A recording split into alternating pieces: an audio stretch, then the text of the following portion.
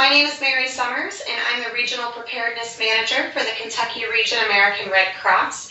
Today I'm going to walk you through our home fire campaign Sound the Alarm activity, as well as the 3 roles that are required during our in-home fire safety visits. So this should get you all sorts of prepared and ready to go door to door and help make our community safer. I'm going to start by pulling up our PowerPoint and sharing that with you so you all can see it. And we're going to talk about our campaign objectives with the home fire campaign. The big objective is to save lives. That's our overall goal. Home fires are the #1 disaster that the American Red Cross responds to overall throughout the nation in a year. And we want to do something that helps prevent those deaths and helps prevent those injuries. So we want to save lives, reduce injuries, and build resilient communities. And we have a national goal of a 25% reduction in home fire deaths and injuries. So we hope that our efforts today and all the days throughout the year that we do our smoke alarm installations will lead to a 25% reduction in home fire death. Since 2014, the Kentucky region has verified 44 lives saved. And actually, to date, we have another 2 that have been added to that. So the Kentucky region has 46 confirmed lives saved, and nationwide, there's over 480 lives saved. It's really a wonderful program that you're a part of today. So home fires are the biggest disaster threat that American families face. Home fires kill on average 2,500 people per year. And these are some of our leading causes of home fires. This is great to know, so as you go in to educate the families, you can give them some of this information. So you can see that cooking equipment is up there quite high, so we want to make sure that the residents know that it's very important to have that kitchen safety. Then we have heating equipment. Of course, as we get into winter months every year, space heaters and alternative forms of heat come out. So we want to make sure we're making residents aware of the risks associated with that. And then we have the electrical distribution and lighting equipment, intentional fires, and smoking materials as our other leading causes. Working smoke alarms can cut the risk of dying in a home fire by half. So if a home has 0 working smoke alarms, the amount of safety and protection you can offer the residents of that home by installing a single smoke alarm is incredibly significant. And that's what we're aiming to do today. And unfortunately, the majority of Americans are not prepared for home fires. They don't have a plan, they don't know how to escape their home, or they don't know how to escape each of the rooms in their home, and they don't understand that they may have less than 2 minutes to get to safety during a home fire. Those 2 minutes go by very quickly, and that's something that many are not aware of. So our life-saving formula includes the home fire prevention education, plus our smoke alarms, 2-minute home fire escape plan, and altogether that will create lives saved here in Kentucky, in southern Indiana that the Kentucky region serves, and of course across the nation. Let's talk about an in-home visit. This might seem rather odd that we're going door to door and knocking on them and telling people, hey, we're here to give you free smoke alarms and free home fire safety education. So there's a couple essential components that we want to talk about. First, in order to educate people, there have to be people living in the home. So we only conduct home fire safety visits in occupied homes. If they are unoccupied, for example, if a landlord has units that are unoccupied in a mobile home park or in a duplex type of location, we want to be able to provide our information that they can reach back out to us once someone is there in the home. We want to engage residents in a discussion about home fire prevention. So talk to them about what their plan is, talk to them about things that they do or maybe they need to do to ensure their homes are safe. We want to ensure homes have working smoke alarms to provide notification. So if there are no working smoke alarms, we want to be able to put some of our new ones in. So we'll discuss more about that in the installer piece when we talk about the roles. But that's going to be one of the duties that needs to be done, is checking for any alarms and then making sure that they work and are up to date. We want to share with the residents the importance of smoke alarms and how to maintain them. And again, we'll talk about some details later on, but smoke alarms do have a shelf life. So if they are from the 1970s and 1980s and the residents think that they're just fine, we want to make sure that they understand that smoke alarms can become less effective over time, and we'd rather have them be safe with new alarms. We want to assist the residents in developing a 2-minute home fire escape plan. We'll talk more about this in the educator portion as we talk about the roles, but we do have some tools that we can leave behind with our residents to ensure that they not only have the equipment in the smoke alarms, but they also have the education. And then of course we want to document the services provided completely and accurately. And this we'll review in the documenter role section, but we do have something called a service acknowledgement form that we want filled out in as much detail as possible so we can keep accurate records of where we have been and what services were provided, in addition to being able to follow up with those residents if they did in fact suffer a home fire in the future, so we can determine if our efforts today helped ensure their safety escaping their home in the case of a fire. So, the in-home visit team consists typically of 3 people. A minimum of 2 people need to go. We never go alone. So we need to have at least 2 people, preferably 3, so one person can take responsibility for each role. And these roles are, again, the smoke alarm installer, the educator, and the documenter. So effective delivery. Here are a few tips you can read through just as I talk. A few tips about how to be effective when you're going into the home. We, of course, want to be friendly. We don't want to teach them or instruct them. We want to have a conversation, make them be a part of it with us. We don't want to have anybody feel that they're being judged for maybe not knowing pieces of information or not having working smoke alarms. We want them to be comfortable.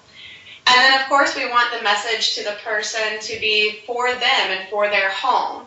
So we take the time to be able to walk through the home and talk about maybe any unique risk factors that are there in the home. For instance, if they have a wood-burning stove, that could pose different effects and different risks than gas heat could.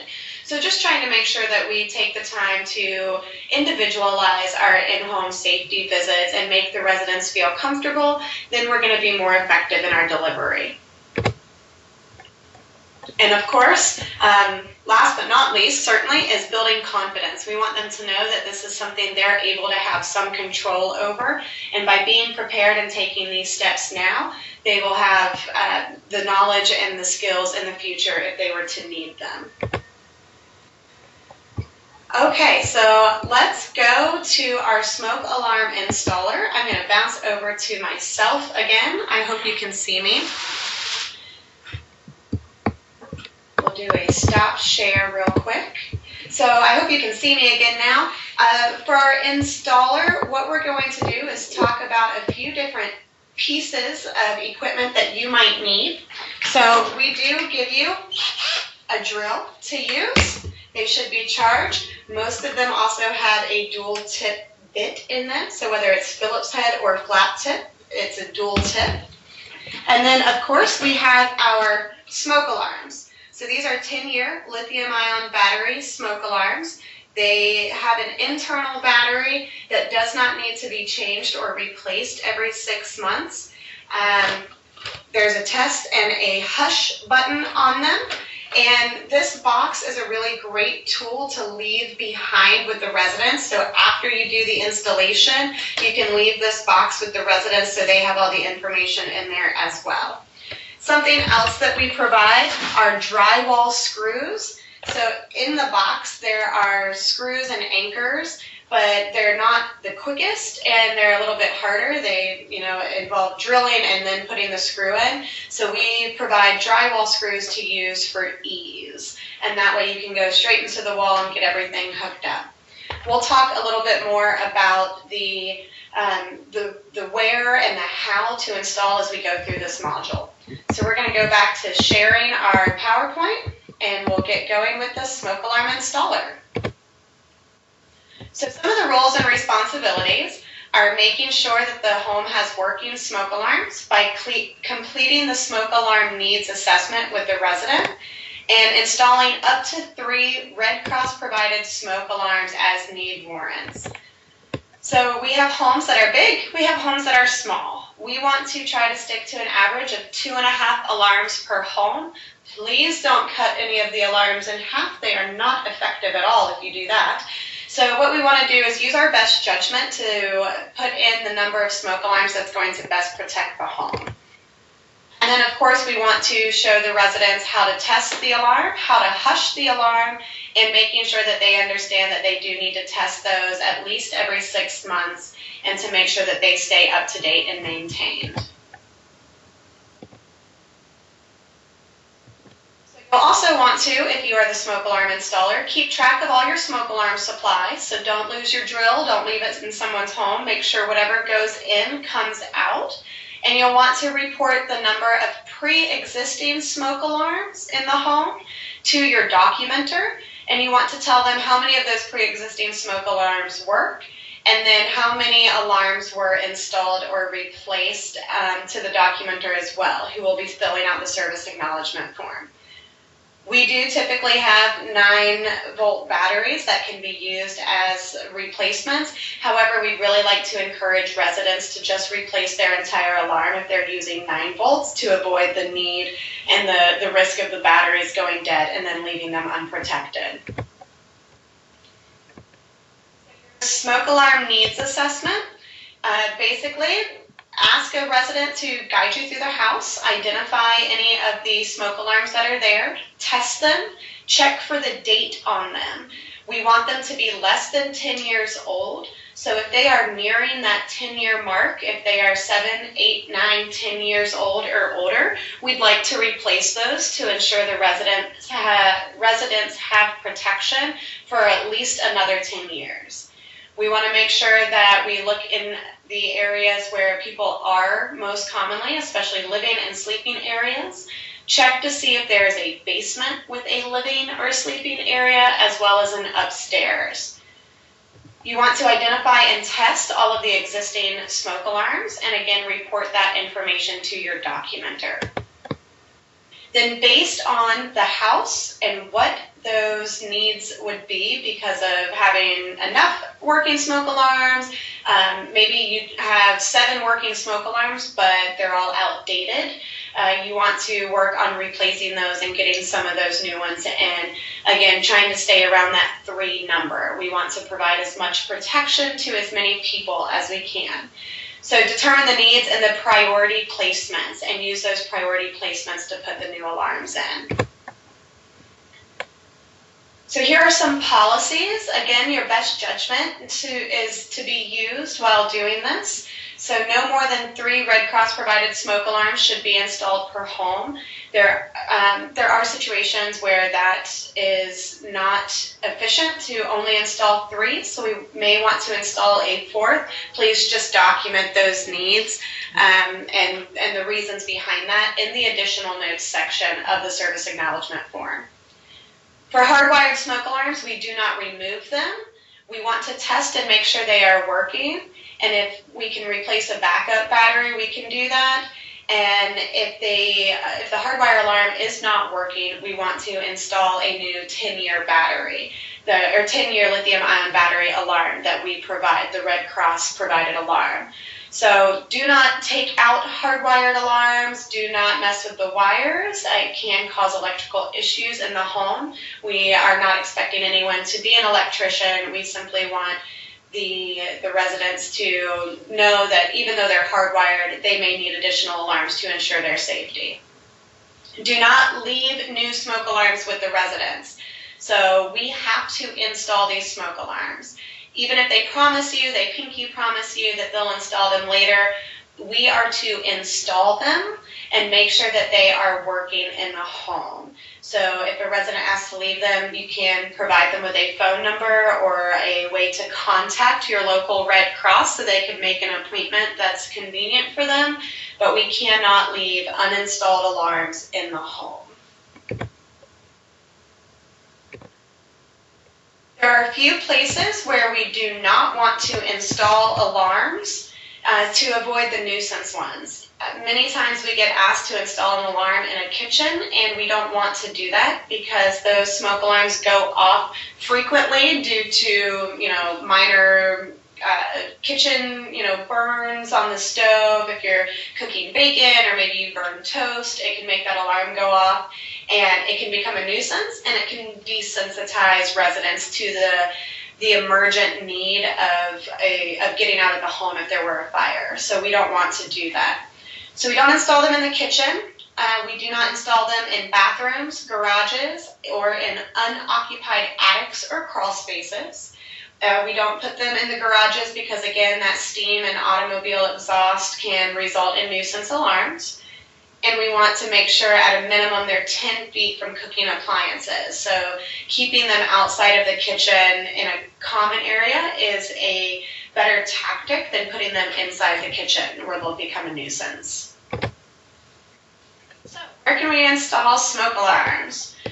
So here's how we kind of prioritize our locations.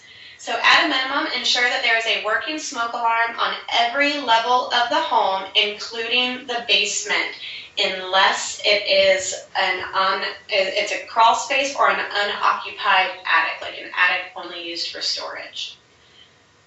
So prioritize these locations in a hallway outside of a group of bedrooms. That way every bedroom has a level of protection. On the ceiling at the bottom or near the base of stairways leading to the next level. So that way, as smoke travels through the home, the residents would be notified as early as possible. And then inside bedrooms and other sleeping areas. Again, you want to prioritize based on those locations, and again, keeping in mind that 3 alarms per home guidance. A final note is that the old alarms that are in the home, you can leave them up and install the new ones next to them. A lot of times you might be able to take those old alarms down and install the new one right in the old space, which is a great way to minimize the effects of having more holes drilled in the ceiling or in the wall. But when we do that, take the old alarms and you want to leave those with the residents. You do not want those to come with you. You don't want to get a big group of those alarms because they can become dangerous due to the materials they're made out of if you collect a large amount. So we ask you to leave any old alarms with the residents and to ask them to dispose of them as they best can in the proper ways. So I'm going to bring you back to me real quick. We're going to bounce back to the video. And a couple things that I'd like to show you that you'll have with you today. You'll also have, it's a little trifold guide that outlines these different roles that you'll be filling. So we have the smoke alarm installer, the educator, and the documenter. And then on the back, if you're wondering where to put the smoke alarm, there's a great diagram. Again, you can install it on the ceiling or on the wall. You just want to make sure that it's away from a corner and away from things like air vents or the air ducts that could blow either dust and clog the smoke alarms, or could blow smoke away from them, limiting their effectiveness. And again, you don't want to install it too close down to the floorboard because smoke rises, so having a really, really low one down on the floor is not going to be as helpful. So you can use this diagram here, or if you have a funky wall, one of those big angled ceilings, it gives you some ideas of where to install that. So this will be with you too to be used as guidance. With that, we're going to bounce back to our PowerPoint here, and we're going to talk about educator and the role of education. So the educator has a few roles and responsibilities outlined here. Typically, the educator is the person who will greet the resident and introduce the program at the door. You'll talk to the resident about the home fire prevention and the home fire safety checklist. You'll review the smoke alarm essentials with the residents, so give them some of that rundown about the alarms you're installing, about wanting to change them every 10 years, so that way the alarms themselves are still up to date. You'll work with them to develop a 2-minute home fire escape plan. And if it's available today through your local project manager, you might review an additional local hazard such as tornadoes, flooding, or winter weather with the residents.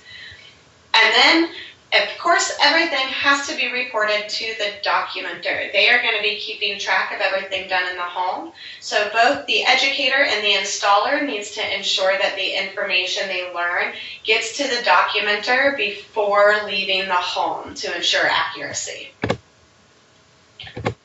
Okay, so home fire escape planning and practice saves lives. So this is proven. If you have a 2-minute fire escape plan that you practice on a regular basis, you are more likely to escape a home fire safely. So a few things to keep in mind as you go over this with the residents is that if a fire starts in your home, you may have less than 2 minutes to escape. That goes very quickly, so we encourage everyone to practice so they understand how quickly that time can go and how quickly they need to react when they hear those smoke alarms. Get out and stay out. Leave everything behind. We don't want anyone to go back into a burning building for anything or anyone. The fire departments that show up and our first responders, they will make sure that if there's anything or anyone left in the home, that they will make that their priority to be able to ensure everyone gets out safely. If smoke or a fire blocks one of your ways out, use another way out. So we want people to have at least 2 ways out of each room and at least 2 ways out of their home. So if you have to go through the smoke, get low and go, but we want to really encourage everyone to have those 2 ways out. And then once you're outside, where are you going to meet? You want to discuss with the family or the residents, if they were to get out of their home, where would they want to meet to ensure their safety once they're outside of the home and to make sure everyone is accounted for. And then from that space is where they should be calling 911. So what you see here, you will have with you today, and they are dry erase boards that have the home fire escape plan grid on them and some of these key messages. So with the resident, you'll have the dry erase board and the dry erase marker. And you don't have to be an artist to do it. This one's a pretty technical one with their drawing. You even get your kitchen sinks and your bathrooms in there and everything. You don't have to do it that detailed, but we do want to try to outline the house, give kind of the structure, so that way we can identify exits such as windows or such as doors, whether it's upstairs, downstairs, how to get out from the basement. That way you can identify all of that with the resident and give them a sketch of their escape plan. This dry erase board and the dry erase marker stays with the resident. So the most critical messages to share is to test your smoke alarms monthly. Minimum twice a year when you change your clocks, but if you can test them monthly and practice when you test them, then you are going to be very well prepared in the case of ever having to escape from a house fire.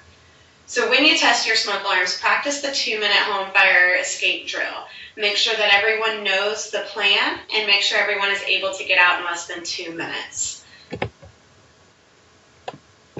You're also going to have a sheet that looks similar to this. It's a tear-off sheet. There's a couple different formats, so yours may look a little different, but it's the home fire safety checklist that goes through a few different key messages to ensure fire safety throughout the home. One of those is cooking safety. We like to say keep an eye on what you fry. So stay in the kitchen when you're frying, grilling, or using an open flame. There's smoking safety, never smoke in bed. Children playing, we want to keep matches and lighters are away from children. Of course, again, we want to have a home fire escape plan for every household and that it's practiced at least twice a year. And then fireplaces, space heaters, baseboards. We want to be 3 feet from heat. So furniture, curtains, dish towels, anything like that, we want to make sure it's far away from any heat source. Electrical and appliance safety, having large and small appliances, making sure they're plugged directly into the wall outlets and that you're not overloading any power strips or anything like that. That can reduce the risk of electrical fires. And then smoke alarms. You want to change the smoke alarm batteries every year unless it's a long life battery. Ours are long life batteries. They are 10-year lithium-ion batteries. We want to replace the entire smoke alarm every 10 years. And we want to test those smoke alarms each month. And if they're not working, they can't get you out the door, so you want to get them replaced. So I'm going to bounce back to my video here so you can see me again. I'm going to show you what some of these pieces look like. So as we mentioned, you're going to have a home fire safety checklist. There are a couple of different versions, so this one is more of a list than the pictures, but the same information is provided on it. The back side is in Spanish, which is really helpful if you have an Hispanic family that may be in your area, so you can go over the information with both languages. We also have our home fire escape plan dry erase board. So again, it's nice and silky smooth, so you can write on it with your dry erase marker. It's in Spanish on the back as well, and it goes over those key messages for the home fire escape plan. So you'll have this with you in your bucket today as you go out and do your in-home safety visits. The next piece we're going to talk about is our documenter. And I'm going to show you the service acknowledgement form before we go into the PowerPoint. We'll go through some of the different pieces of it, both here with the form and then again in the PowerPoint, because this information is incredibly important to collect. It is our data collection method. It gets input into a national system, not to reach out to the residents for any type of solicitation. So if they are not wanting to sign or give their address or their phone number, you can remind them that none of this is used for any type of solicitation. It's just to be able to have on hand to document where we've been and the services provided, as well as to be able to reach back out to them if there was ever any type of issue with some of our smoke alarms, or again, in the case of them, unfortunately, potentially having a home fire, and we want to see if our services today help them escape and get out safely in the case of a house fire. So the form looks like this. You have sections that are in blue, okay, except for the very bottom, which is in red. This is the only section not to worry about. The rest of the sections you want to fill out in as much detail as possible. At the very top, it starts with the address. You want the full street address, and if there is a unit number, if it's a duplex, triplex, quadplex, or a mobile home lot, there may be unit numbers that you'll want to put there. Again, city, state, and zip code. And then we have services provided. This top part here, this is for anything new put into the home. So how many alarms did you put in today? Remember, when you install them, you should test them, make sure those new alarms are working. So installed and tested, that's only for new alarms. Then we have something called DHH alarms, deaf and hard of hearing. You will not have any of those with you today.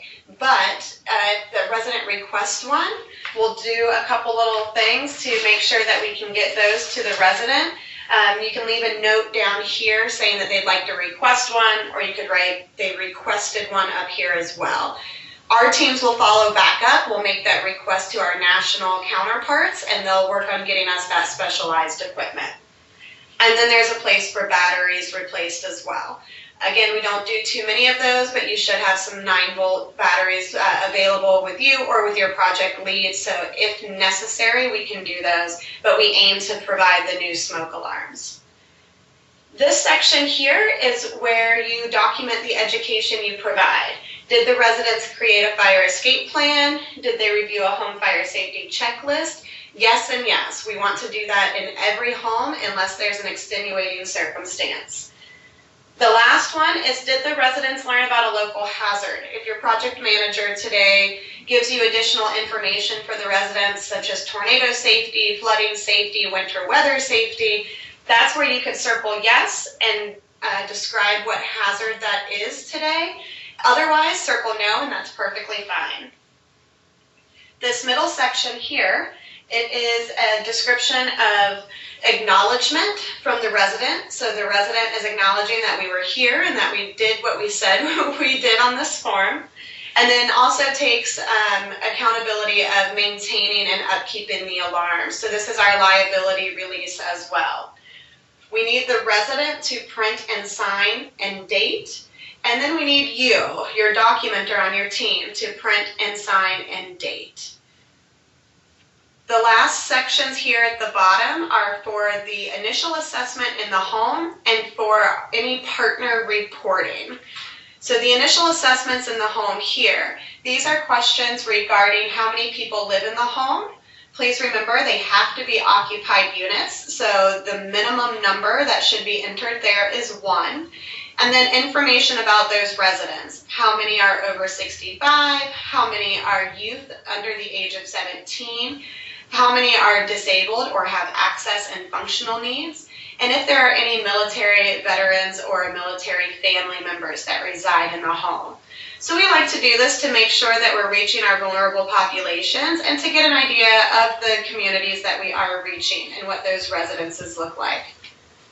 On the other side, there are questions about the pre-existing smoke alarms in the home.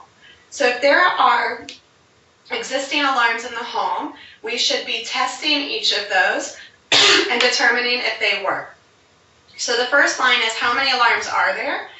Put the number of alarms you see in the home, and then go and determine how many of them are working.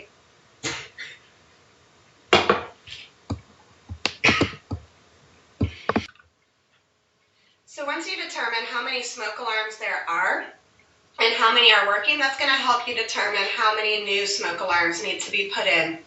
And that will be documented up here in the services provided.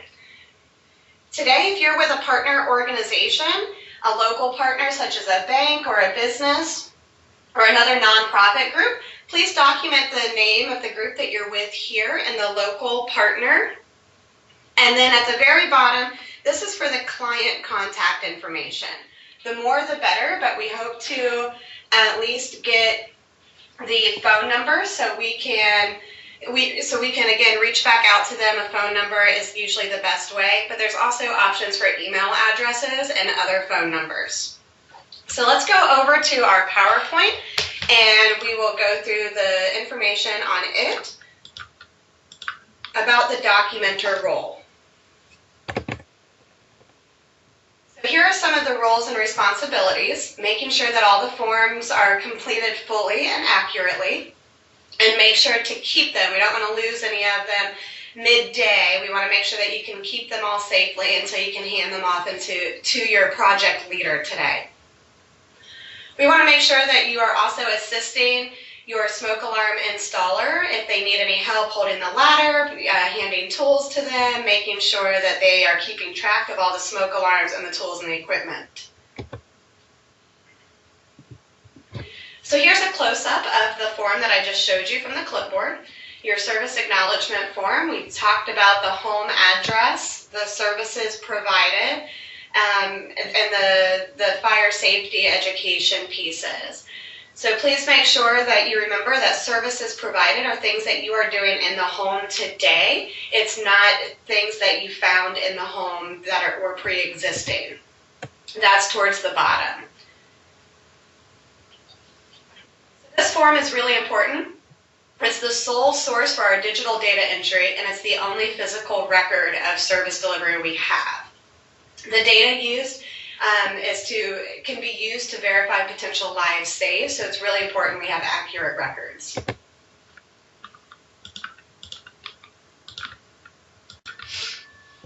So here's a full picture of the service acknowledgement form. Again, everything in blue. Underneath the blue headings, that's what we want to capture today. So please make sure you fill out all that information as completely as possible. Some of those things, some of those items to capture are, again, the number of pre-existing smoke alarms that are being tested, any batteries replaced, again, the new smoke alarms installed, If there is a deaf and hard of hearing individual, documenting either their need for the alarm, because most likely you do not have these with you today, but if you do, documenting those in the correct location, and then documenting that the home fire escape plan was created and the home fire safety checklist was reviewed. It is not necessary to complete a service acknowledgement form if no services were provided. If you knock on the door and nobody answers, or if the resident declined an in-home visit, then you do not have to complete one of these forms. However, I fully encourage you that if a resident answers the door and says that they have working smoke alarms, ask them if they would like to do the education piece. And that way you can document that you did provide them with education, and you can sit down and make that fire escape plan with them and review the home fire safety checklist. Again, if a field's not applicable, write NA, but other than that, please fill out any and all fields that you are able to fill out, so we have the most accurate data that we can possibly have for the services you're doing today. So just to follow up, I want to talk a little bit about safety.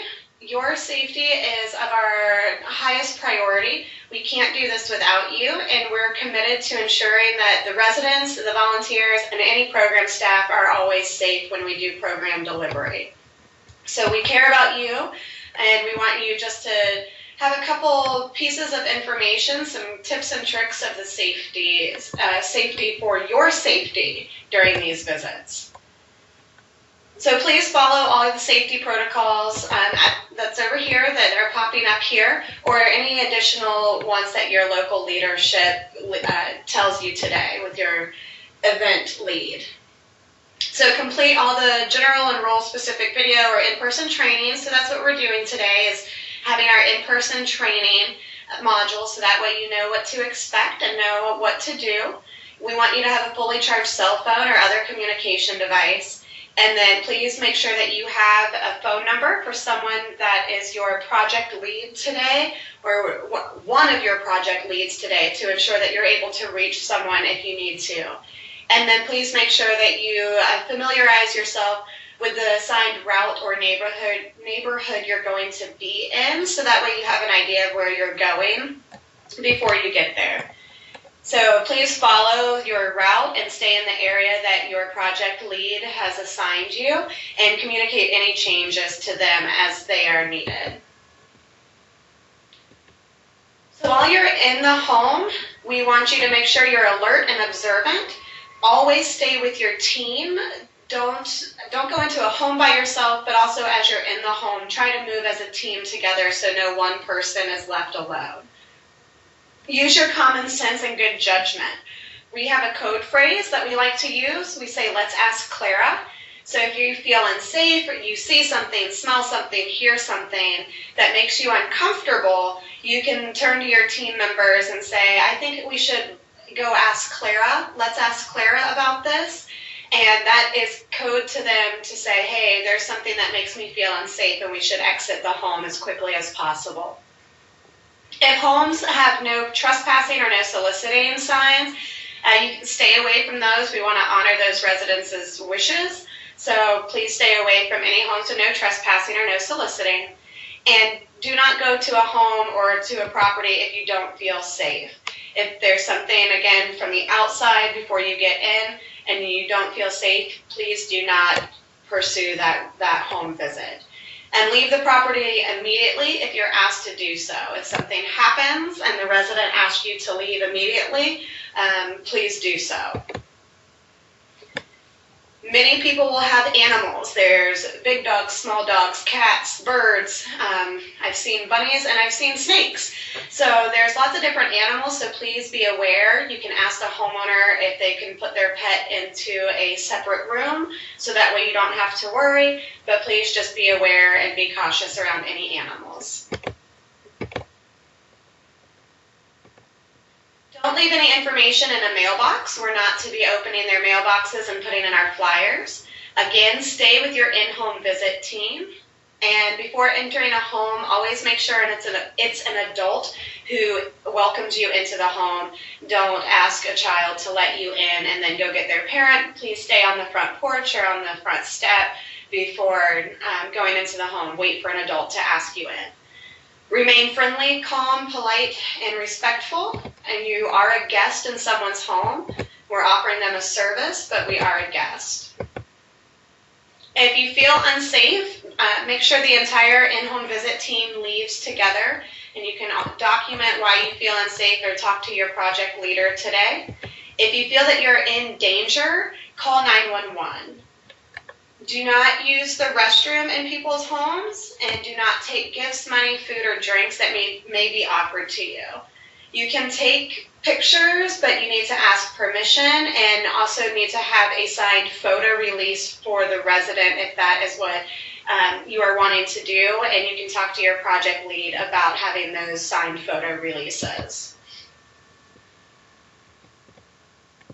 Volunteers who are mandated reporters through their profession or other non-Red Cross roles should follow those applicable reporting laws.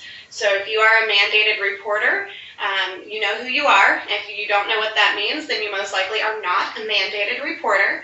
So if you are, please follow the reporting laws. If you observe what you think may be abuse or neglect of a child, elder, individual with physical or mental disability, or an individual with an access or functional need, please call the Concerned Connection line. It's 1-888-309-9679.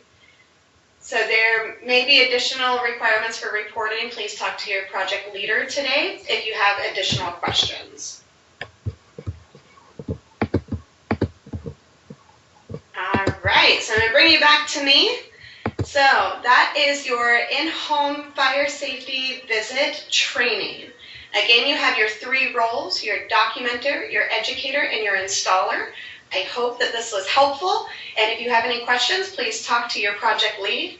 Thank you from all of us here at the Red Cross of the Kentucky region for going out and being a part of our Sound the Alarm activities, and we hope we see you again in the future.